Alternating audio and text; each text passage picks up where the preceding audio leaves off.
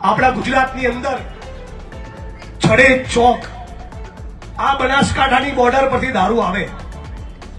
તમે કલ્પના કરો બધા, છેલ્લી લાઈનો અવાજ આવે છે ને, જરા થોડા હાકલા પડકારા કરો તો ખબર પડે. આ થરાદ અને બનાસકાંઠાના સાબરકાંઠાથી દારૂ આવે તો મારો સવાલ થાય છે કે જે સ્ટેટ મોનિટરિંગ સેલ એ ફક્ત constable, head constable, ASI, PSI અને પીઆઈ ની સામે જ પગલા ભરે છે, તો બનાસકાંઠામાંથી નીકળેલો દારૂ એ પાટણ, મહેસાણા, ગાંધીનગર થઈને જ્યારે અમદાવાદ પહોંચે તો રસ્તામાં આવતા જિલ્લા પોલીસ વડાઓની જવાબદારી ખરી કે નહીં?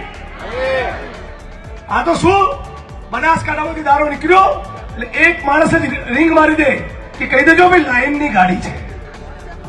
વોટ્સઅપ ગ્રુપ ચાલે, પોલીસના અને બુટલેગરોના વોટ્સઅપ ગ્રુપ ચાલે, અને આખા ગુજરાતની અંદર જ્યારે પણ સસ્પેન્ડ કરવાની વાત આવે, ખાતાકીય તપાસની વાત આવે તો નાના કર્મચારીઓને ટાર્ગેટ બનાવવાના અને એસપી અને આઈજીને કશું ના થાય.